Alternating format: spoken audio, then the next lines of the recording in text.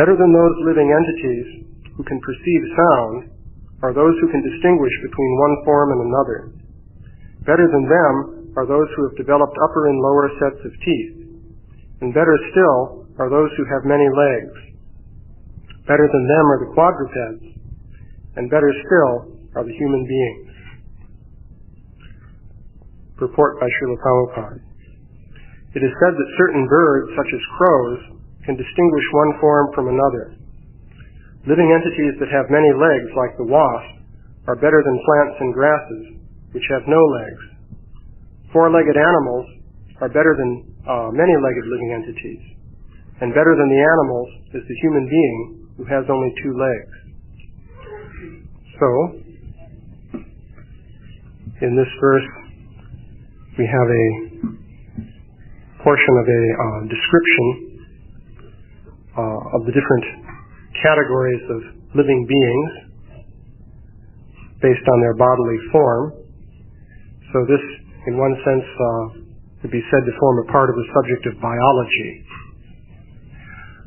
The Bhagavatam is basically placing human beings in the context of Krishna's creation as a whole, so that people will know where they stand and how the different features of the creation fit together. Human beings always want to understand their relationship with the total reality in which they exist. So this section here is describing the different classifications of living organisms, and then it turns to human beings and classifies human beings in different categories, one better than the other, ending finally with the human beings who execute pure devotional service without expectation of reward. So,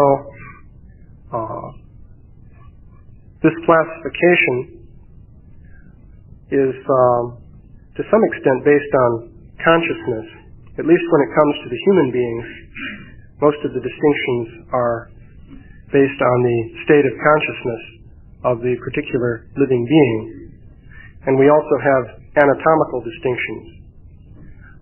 This system more or less agrees with, of course, common sense and what the biologists have to say. It implies that there's a systematic design behind living organisms. And I might make a couple remarks about that in connection with science education, because in the context of the debate in biology over the origin of species and the basic subject of evolution, what you tend to see contrasted is, on the one hand, the theory of special creation, and on the other hand, the idea that living beings have gradually evolved one from another through a series of anatomical changes. So, the term special creation means that God created each living entity individually as a special act. So this would tend to imply that there will be no particular relationships between different types of living beings, because each one was a special creation with its own unique features. Of course, this doesn't necessarily follow logically, but that's the way people tend to interpret this idea of special creation. And so, one argument against special creation is based on showing that there are various relationships between living organisms, which could be perhaps explained better in terms of a gradual evolutionary process. So, an example would be the toes of a horse. So there's a basic mammalian body plan. This, of course, refers to the quadrupeds mentioned in this verse.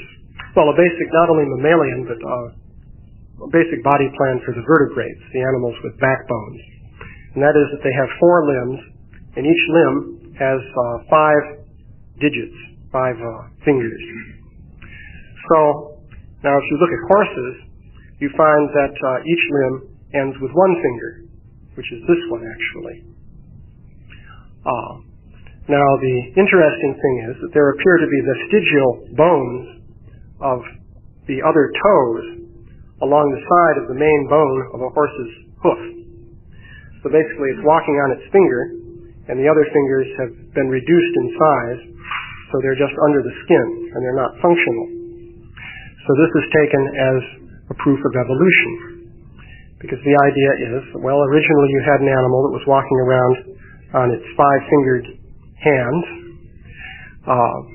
and of course, if you've ever seen an opossum, those are interesting creatures. They walk in what is called a plantigrade fashion, on five-fingered hands, just plump, plump, plump like that. So, and they're considered to be very primitive creatures also.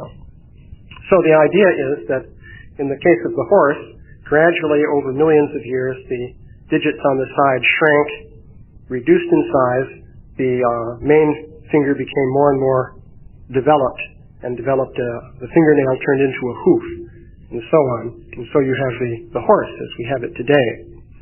And then the proof of this is that sometimes there's a mutation in which a horse develops actual extra toes that grow out on the sides. This happens from time to time. And the argument would be, well, some of the genetic material defining these extra toes is still there in the DNA of the horse, but normally it's not manifest. But occasionally a mutation occurs which causes that DNA again to be put into operation, and so you get those extra toes. So surely this proves evolution. This is the idea. Whereas the theory of special creation would say that, well, horses were created by God in one act of creation, and they have toes, single-toed feet and so on with hooves, and opossums were created in another act of creation, and so forth. So, actually, one can point out, though, that all of the living organisms were created systematically according to a plan, which applies to all of them. So therefore they all are tied together. Just as we see here, there are categories of relationships between different classes of living organisms. For example, having to do with the number of legs and so on is mentioned in this verse. So one can also argue that there's a basic vertebrate body plan, which was created by design, and then by throwing genetic switches and modifying different parts of the plan, you can create different modified forms of living beings. So in particular, you can throw a genetic switch which reduces the toes on the side of the horse's leg. So that's one aspect. Of course, there has to be some degree of special attention to each organism. So for example, if you look at the hoof of a horse, it's an extremely remarkable structure, because it's actually a lot more than just an enlarged fingernail. You can imagine trying to run on your fingernails. They would quickly disintegrate. Well, the horse's hoof has a very remarkable container of fluid which serves as a pad to absorb the shocks.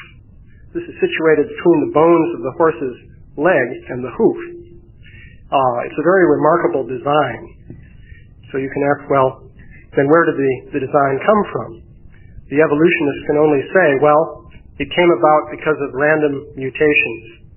The DNA was just zapped at random, and the result was a very nice container of fluid properly situated to cushion the shocks.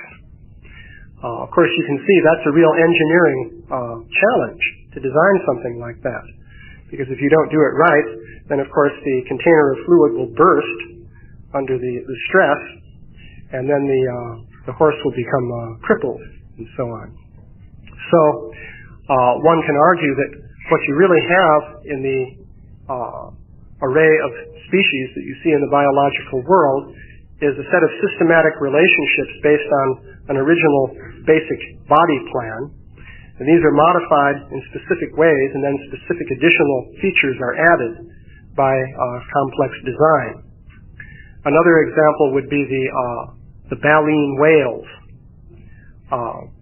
There are two kinds of whales. One type has teeth, and the other type does not have teeth.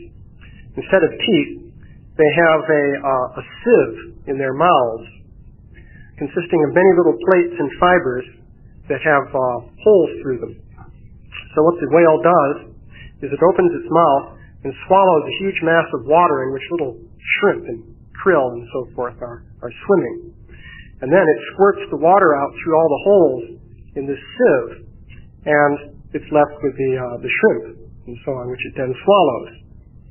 So it turns out that sometimes in the embryo of the whale, you'll see teeth beginning to form, and then they stop forming, and this sieve arrangement grows in their place. And the argument, of course, is made that, these vestigial teeth are remnants of the past history of the organism in the course of evolution. It used to be an animal that had teeth, then gradually it lost the teeth, but still it has some genes that can partially manifest teeth from time to time. So the argument then is that, this is proof of evolution. But it's also possible that you could, through design, say, okay, we'll throw some genetic switches that shut down the production of teeth, even though the basic rules for tooth production are still there. And then we have to introduce a whole new program of genes to create this sieve, which is something you don't find in animals in general. And that would be a special creation just for the sake of the whale in its unique method of feeding.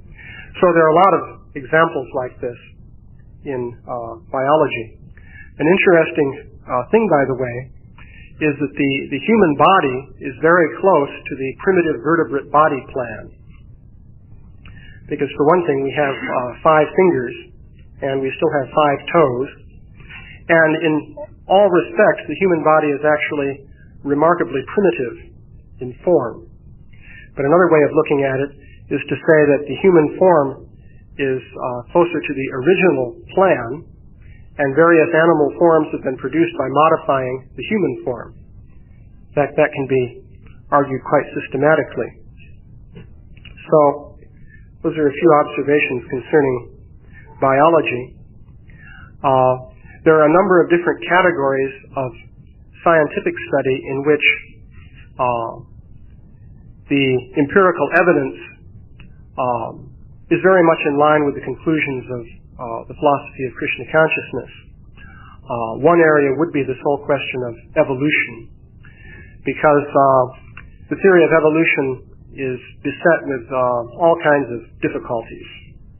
Basically, the theory of evolution has to explain the origin of species by random events, by an accumulation of accidents which then produce something that survives better. Of course, the struggle for existence is something that certainly is real, and organisms that are better equipped in the struggle for existence will survive, in preference to those who are not so well equipped. But the question is, where does the equipment come from? And here you run into all kinds of problems. So there are remarkably developed structures, such as the horse's hoof and so on, or the human eye, for example. What to speak of the brain? If you consider the very fact that you can speak, which no other organism can do, it will be said that this is due to neural circuitry in the brain. But just try to design neural circuitry that will produce speech. With all the effort that's been made in building computers, no one has yet built a computer that can talk. It would be very nice, instead of having to click a mouse on everything, if you could just say to the computer, "Please do this for me." Then the computer would comply, having understood what you said. But nobody can build a computer like that. But supposedly the brain can do it, and the brain acquired that capacity just by accumulation of accidents. So this is a problematic theory. So this is an area where much can be said. Another scientific category where there's a lot of evidence that basically supports the Krishna consciousness position would be the broad area dealing with consciousness. There are quite a number of different important lines of evidence. For example, there is empiric evidence suggesting the reality of reincarnation, which is quite a remarkable thing. One of the soundest studies in this area would be the work of Ian Stevenson, who's a psychiatrist at University of Virginia, who has studied memories of past lives in children. And at this point, he's accumulated thousands of cases in which a child, usually upon learning to speak, will talk about experiences in a previous life, even naming people, relatives, describing where he lived, what his occupation was, and so on and so forth. And in many cases, these accounts can be verified. There are, in a minority of cases, situations in which the investigators found out about the child who was reporting a previous life before anybody had any idea about the existence of the previous family in which that person had existed. And then the investigators went out and were able to track down that family and show that it actually existed, even though the people associated with the child had no connection with that family and no knowledge of its existence. So the question is then, well, how did the child know these things? So there's a lot of evidence there, which has quite a few interesting features. For example, typically children who remember previous lives report that in the previous lives they died violently. The percentage is far above the percentage of violent death in the general population. So this seems to have something to do with the fact that the memory is recalled. So that's another whole area of investigation. Then there's the whole topic of the out-of-body experiences, which can be systematically investigated. There's evidence that has some empirical weight in support of the reality of the subtle body, because there are cases, many cases in fact, where a person has an experience of going out of their body and they witness different things that were happening while their physical body was supposedly completely incapacitated. For example, the person may have been suffering from a heart attack in which blood flow to the brain had stopped and the brain cannot function according to medical science under those conditions. But they proceeded to witness what the doctors were doing and were able to recall very specific procedures which the doctors carried out in their particular case, which may not be carried out in some other case, depending on the circumstances. So this is a whole category of evidence. So there are many different categories of empirical evidence that do tend to correlate with basic ideas in Krishna consciousness. I could go on and describe some more of these things, but are there any questions or comments? Murlivadika? Talking about this extended research that God defined for reincarnation, that's like memory. What's the response? Do they need to acknowledge the establishment, knowledge, and a knowledge? How do they respond?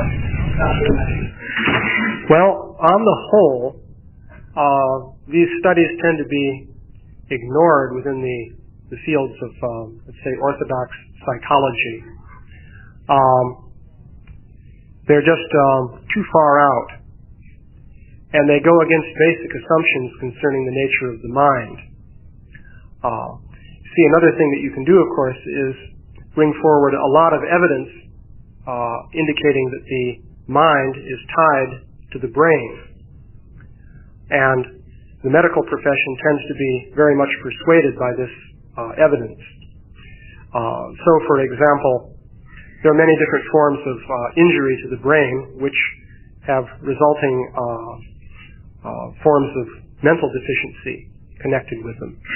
A person may receive a certain injury to the brain and he loses the ability to read, for example, or he loses the ability to speak. Rather unique patterns of loss can take place. For example, there was a man who lost the ability to recognize objects. This is a very curious thing because he could still see and he could draw things. If you showed him a pair of scissors and asked him to make a drawing of it, he could make a reasonable drawing of the pair of scissors. But if you asked him what it was, he had no idea. If you then asked him, well, do you know what scissors are? Then he could talk about scissors and explain what they are and what they're used for and so forth. But when looking at the pair of scissors, he had no idea what it was. So there are things like that which tend to convince the people in the medical profession that the mind must be simply a function of the brain. Of course, there are alternative explanations. We all have the experience of using computers more and more these days. We're progressing in the direction of becoming cybernetic organisms, cyborgs, part human and part computer. And wait till they perfect the implants that enable you to directly communicate with the computer network. So, anyway, one can observe that if you become dependent on using a computer and something goes wrong with your hard disk, suddenly you're in a very bad situation. You lose the ability to do certain things. And this would never have come up if you never used computers in the first place. But if you do use them, you become dependent on them. So likewise, it can be argued that the soul and the subtle mind, intelligence, and false ego become dependent on the apparatus of the physical brain. But this is still a rather radical idea for the established scientists. So they pretty much ignore the evidence of reincarnation and so forth. Yeah?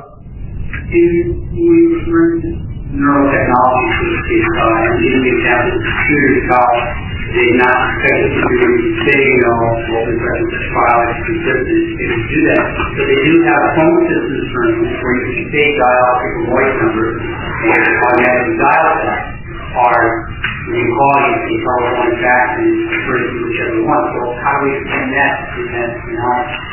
Well, the analysis was not meant to deny the possibility of building a computer that can respond to speech. The point was an incredible design effort is required to build that computer. And on in contrast to that, you have the theory of evolution, which says that the computer of the human brain, if you can make that analogy, came about by a collection of accidents. Now try to design the speech recognition computer by zapping the circuit boards at random. See if that's going to work. It's not a very good method of designing computers, I don't think. Maybe at Intel they should try this method. But, so it's certainly conceivable. After all, whatever the brain does with speech, it presumably does it in a mechanical way. But to design a machine using silicon chips and so forth to duplicate that is no easy task. And of course, it's still at a very rudimentary stage. There's voice recognition and so on, but if you try to explain to a computer what you would like it to do, then you won't find much of a response. The computer can only do certain things that are specifically built into it. So computers are actually more or less on the level of insects, which have very remarkable instinct. For example, a spider can weave a web without even being told how to do it. So computers similarly can do things like that. So we've reached the insect level of technology, you might say. But going up to the human level is a more difficult thing. So there's plenty of room for the idea of design within nature. Yeah? You have pointed out human bodies were actually quite primitive. Struck me in the Vedic version of creation, from higher form to lower form. And that's sort of in conflict with what evolution has said. And I know you've been trying to draw parallels with scientists and we were. Yeah. Well, when I said the human body form is more primitive, it is primitive in the sense that the evolutionists use the word, in the sense that it seems closer to the root of the development of the vertebrates and the mammals in particular than some other body form such as that of a tiger or a horse or something like that, which has very specialized developments. For example, the tiger has its claws that can retract and so forth. The human fingernail is more like the primitive condition, and so forth. But then again, from the Vedic point of view, the human form is original. So it is closer to the root, you might say. And different animal forms can be seen as modifications of the human form. So things fit together actually fairly nicely there. Yeah? Regarding the Kali Yuga, we understand further than many other Kali Yugas and the existence of this earth. And you were talking a little bit about computers and so on. Would we expect to find the same kind of technology in previous Kali Yugas that we're experiencing now or using now? Yeah, the question is, would we expect to find the same technology we have now in previous Kali Yugas? That's not completely clear to me, and there are some statements in the Bhagavatam that seem to directly go against that. For example, there's the story of Prithu Maharaj. Now, he lived in, let's see, I think in the Chakshusha Manvantar period. One could check that. But that's the 6th Manvantar in this day of Brahma. And it is said that before the time of Prithu, people did not live in cities. There was no organized trade, and so forth, which makes you wonder, of course, what kind of kingdom Prithu's father, Vena, was actually ruling.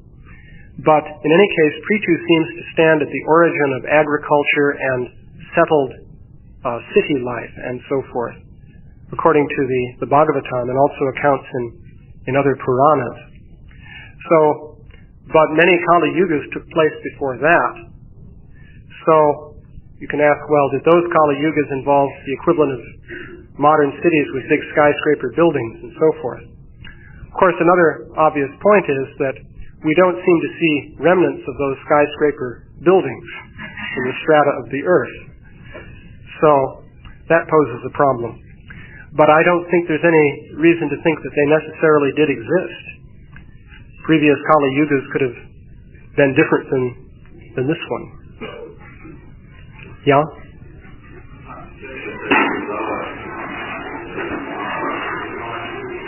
Oh, the point that aquatics are lower than plants. Well, that's interesting. Of course, in general, aquatic life is at a rather low level of consciousness. Of course, there are plants that live in the water also. That point can be made. And then again, there are some creatures that live in the water, such as dolphins, that exhibit a great deal of intelligence, at least as much as that of chimpanzees and so forth, on the land. So, I don't know much more about that, except that, as a general rule, you have primitive creatures in the aquatic realm and more advanced creatures on the land. Plants on the land tend to be much more developed than aquatic plants, for example, with trunks and stems and leaves and flowers and so on. Yeah? You seem to be making the case for evolution, as if the original form is before elements of the original form looks more like us, and that the various other animal forms are variations of the model. And I think that coincides, when you talk about species, My understanding of Rig Veda is the primal force of the god of thought and speech, and it's the first creation, the first demigod, or whatever you want to call it. It's a very special kind of entity in Rig Veda. And I remember reading some empirical evidence on other primates and how the difference between primates and speech, humans, and primates is down. And that there's the connection between the nasal passage and the oral passage is slightly higher, and therefore like a gorilla can breathe and swallow at the same time. Whereas humans can't. And the difference is, you can run about using steps at a time. That's why I didn't get out.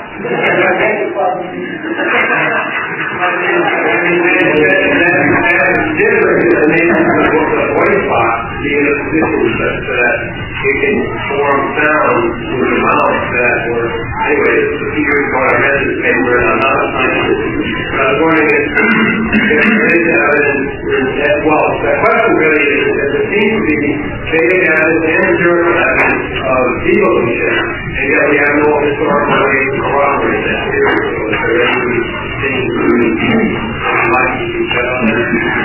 Well, of course,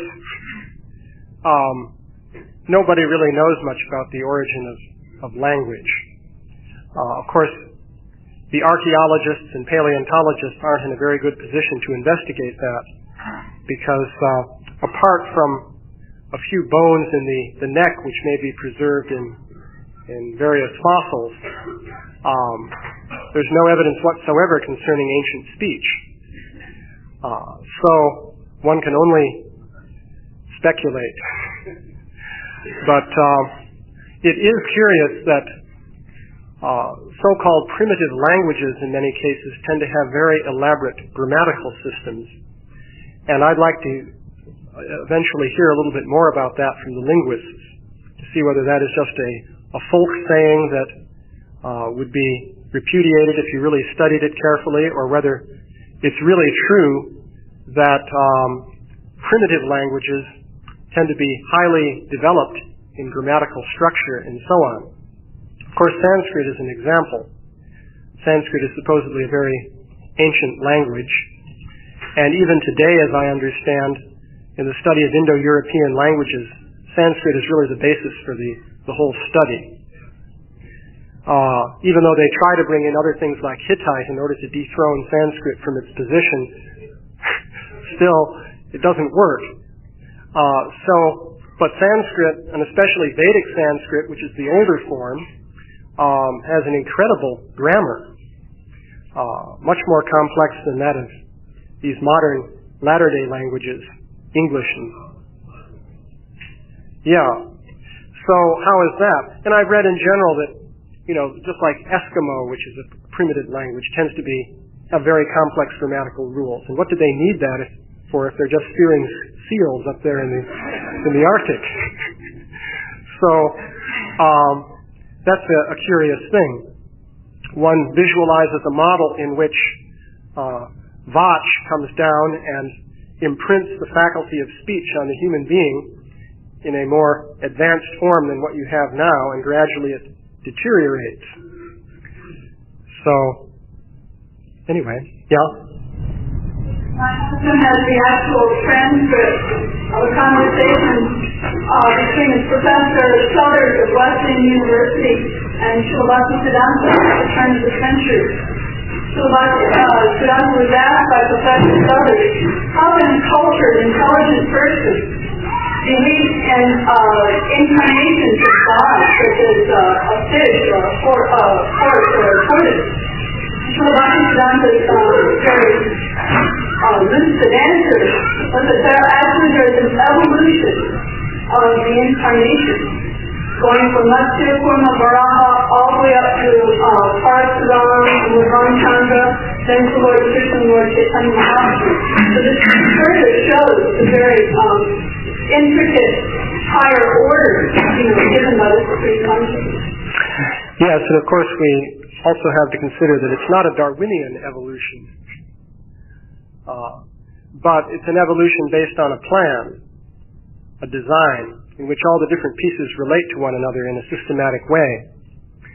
So, that's the thing. One thing about the word evolution, by the way, is originally evolution meant unfolding systematically. Like when a flower grows from a bud, you could call that evolution of the flower. So that was the original meaning. But it's been converted to mean something that occurs in a meaningless way by chance and just survives because it happens to work better. But that's not the original meaning. Yeah? I wonder if Vedic evidence supporting the account of the innumerable near-death experiences and out-of-body experiences that indicate that individuals have very similar events take place in the journey that we have between leaving the body and coming back. Do you know what I'm referring to? Well, yes. Obviously, broadly speaking, that's discussed in the Vedic literature also. Just look at what happened to Ajamil. I mean, he had an out-of-body experience, a rather interesting one, probably more memorable than most, which is why it's in the Bhagavatam, in which he met these Yamadutas, and then the Vishnu Dutas came. All this occurred while he was out of his body, and then he came back and was able to tell the tale. So, out-of-body experiences are certainly possible. Then the yogis, of course, the whole program of the yogis really is to create controlled out-of-body experiences. In other words, instead of just letting this happen in an uncontrolled way, when a car hits you or you have a heart attack or something like that, systematically manipulate the light air so you can leave your body and travel where you like and do all kinds of things, and then come back. Or, at some point when you've perfected your travel plans, you just leave and you don't come back. But you do it according to your plan, and you don't become a victim of fate and so on. So, and then again, in Vedic literature, there's, concerning reincarnation, there's this term jati smara, which means a person who remembers his past lives. So that's there. It's recognized that sometimes people do remember. So, that's there. So, all glories to Śrīla Prabhupāda.